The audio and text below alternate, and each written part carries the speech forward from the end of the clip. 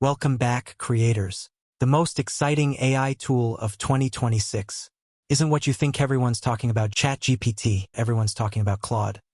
But the real game changer this year, a lobster.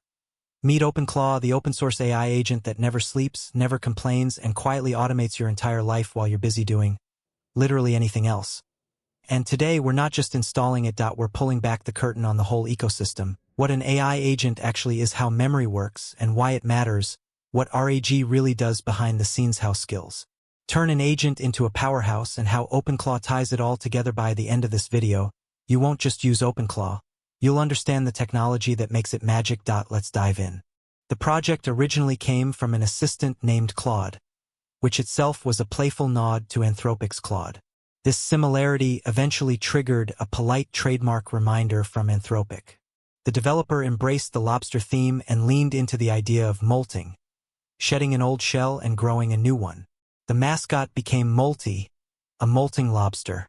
During a chaotic 5 a.m. naming session on Discord, hundreds of names were proposed: Sheldon, Pinchy, Thermidor, Lobstar. Eventually, the community voted for OpenClaw.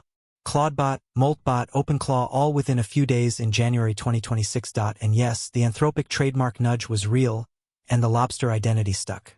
OpenClaw equals an operating system for AI agents. It does three things: thinks using large language models, acts using tools, remembers using long-term memory. In other words, brain plus hands plus memory plus workflow. Think using large language models, the brain. When you send a request like, summarize my emails and send the important ones to Telegram, OpenClaw first needs to understand the task and break it into steps. Fetch emails from Gmail. Identify important messages. Create a summary. Send the result to Telegram.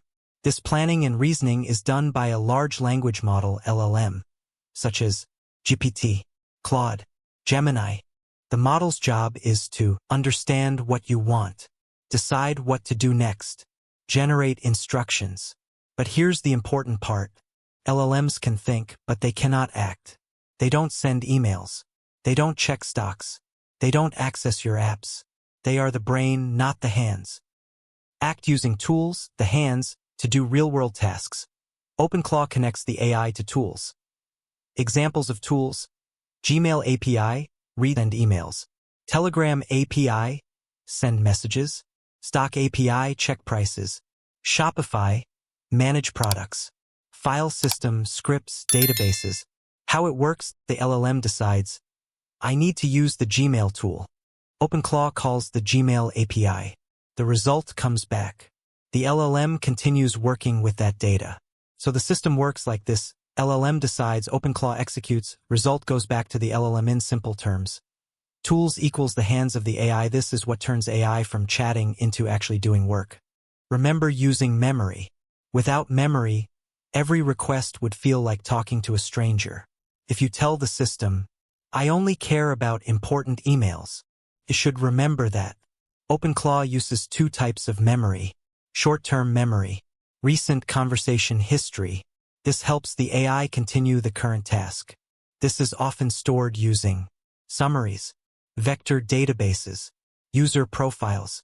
Long-term memory, important information about you, such as preferences, interests, frequently used tasks, important context.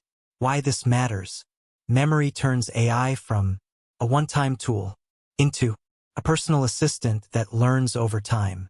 The model's knowledge is outdated. What can we do? Here's the approach. First, retrieve relevant content from a database. Then, send that information along with the prompt to the model. This technique is called Retrieval Augmented Generation, RAG. What are skills in OpenClaw? Imagine this: model equals brain, tools equals wrench. But here's the problem. The model doesn't know when to use which tool. So we write a user manual. That's what skills are.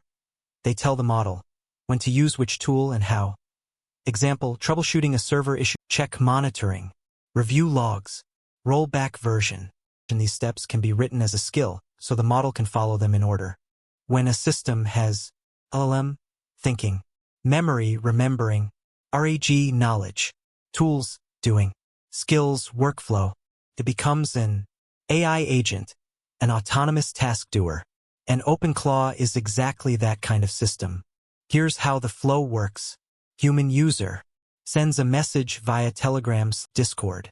It enters the OpenClaw gateway, passed to the agent with plus memory.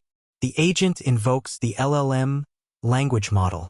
The LLM uses tools like Gmail stock APIs. The result is returned to you. What can it do? Example capabilities: automatically monitor stock prices, push interview questions daily, organize emails automatically, generate reports on schedule, run scripts autonomously, manage calendars, call APIs. At its core, it brings AI into the real world to execute tasks autonomously. That's the mission of OpenClaw. Now that you've seen how OpenClaw works under the hood, if you want to install it and start using it yourself, I've already covered all of that in my earlier tutorial videos. Whether you're on Windows or running it inside a Windows VM, from local deployment to installing skills, and even how to use OpenClaw in real workflows, I've explained everything in detail before, so I won't repeat it here.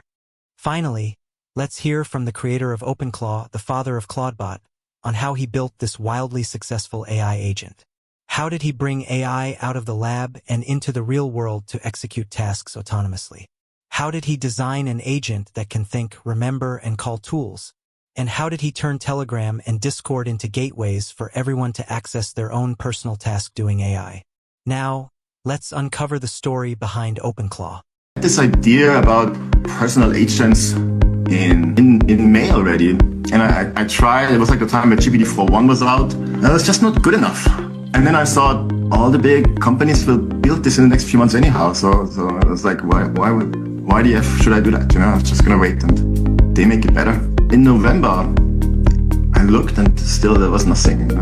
Like, where is my fucking agent? I had a little project and I built that for 2 months, and then I had to stop because it became so good that I was up with my friends, but literally with my phone, like using Claude to like work on this thing. So in November, I don't know.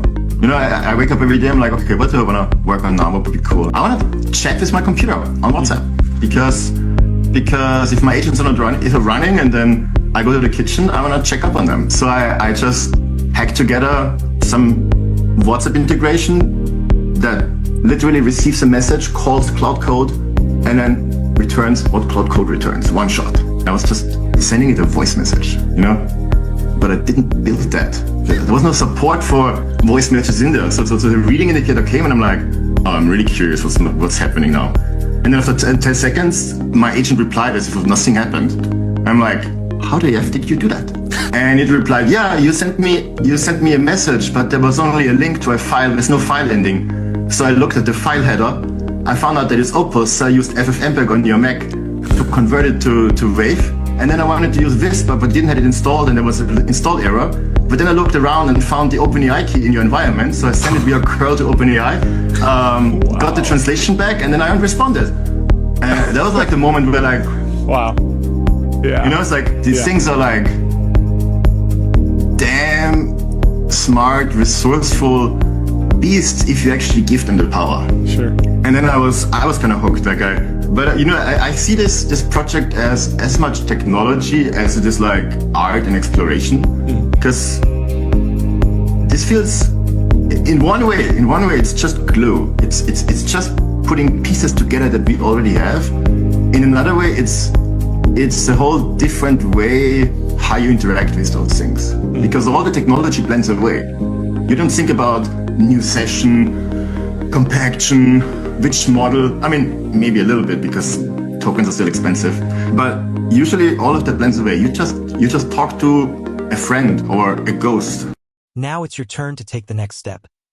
Make OpenClaw your personal task-doing agent and let it handle the repetitive work for you.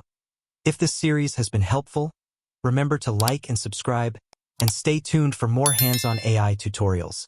See you in the next video.